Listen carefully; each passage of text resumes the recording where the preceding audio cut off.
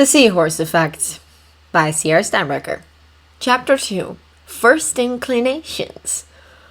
Why did I have to get sent out on a mission now? Anakin fumed. I have enough to deal with already with Padme and the baby, and they just had to partner me with Obi-Wan.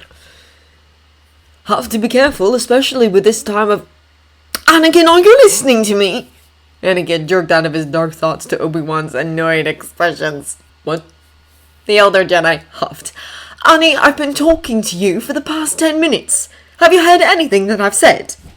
He shrugged, and Obi-Wan had a great desire to simply bang his head against the dinner table. Instead, he took a deep breath and continued. I was saying that we have to keep the battle away from the lakes and other water sources. The younger Jedi suppressed the urge to growl as he asked, Why? Is there an endangered species there or something? Obi-Wan frowned at his old apprentice's flippant tone and answered very seriously, As a matter of fact, yes.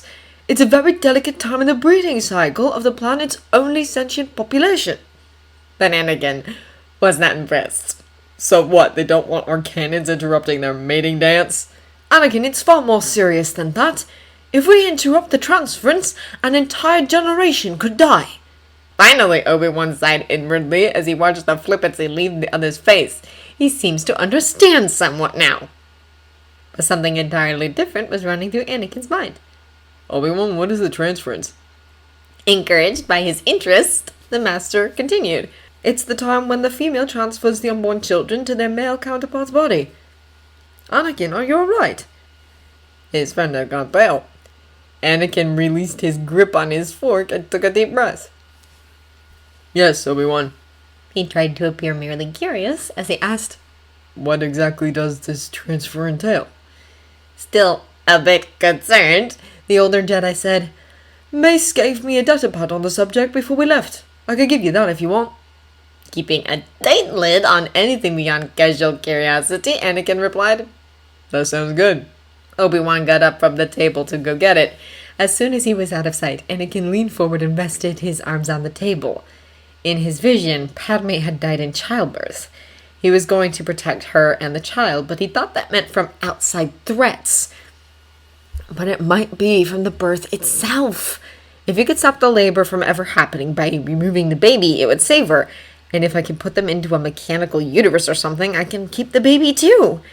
He could keep his whole family safe. And the fearful redark receded from him as idea after idea whirled through Anakin's mind. A few days later, when they landed at the location of their mission, all thoughts of Padme and the baby were forcibly shoved out of Anakin's head the minute the gangway dropped and the two Jedi saw the troop commander waiting for them with a platoon. Welcome, generals, the man said. He removed his helmet and stepped forward to shake their hands. I'm Captain Andrew Katar. We've been waiting for you. Obi-Wan let go of the man's hand with a smile. Well, we're here now. What's the situation? He asked. Might as well get right down to business. Apparently, Captain Katar agreed. We've set up a briefing for you if you'd just follow me. They quickly marched out of the main hangar into a smaller but still sizable room. The captain approached a large table in the middle of the room and pressed a button on the side. Instantly, a topographical map of the surrounding area covered the tabletop.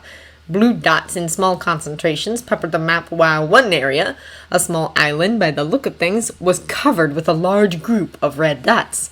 Captain Katar pointed at the red mass. The separatist ship landed here 5 days ago and has been steadily unloading droid battalions. We haven't been able to attack because they threatened to stop firing into the water. He hit another button and a different map overlaid the first one. Colored blotches covered the map, with the droid landing site smack in the middle of a blue area. The captain gestured at the blue spot. This area is where the Hippocampini conduct the transference and are currently gathered there in high concentrations. The droids have essentially taken the entire race hostage. Obi-Wan studied the problem, but something irked him. How did the droids know to target this area? The captain looked at him. They have a general from the Trade Federation with them. They're the one who planned this. And the transference can last up to a month, depending on how many couples are involved. The separatists can get a pretty big army here before the threat's gone. Anakin added. When he looked up, Obi-Wan was staring at him somewhat surprised. What? It was interesting. But Captain Katar just nodded. We can't afford to wait that long. We were hoping. He continued, looking at the two Jedi imploringly. You might have a solution. Obi-Wan braced his hands on the edge of the table and leaned over the map. If that single general is the one planning this, we could handle them and the situation would be resolved. Do we know how the droids are getting the orders? The older Jedi asked. Captain Qatar hit a few more buttons and an aerial picture of the island covered the table. We've done some nocturnal reconnaissance flights. There's a small transmitter at the center of the camp. He pointed to a large structure in the middle of the photo. Based on intelligence from previous encounters, we think the general is orbiting the planet and sending orders through the transmitter. Obi-Wan nodded. Captain, do we have any stealth speeders on this base? Yes, sir. Anakin made eye contact with his old master, and one corner of his mouth twisted up in a slight smirk. Obi-Wan looked back, and the same mischief played in his eyes. They were both planning the same thing.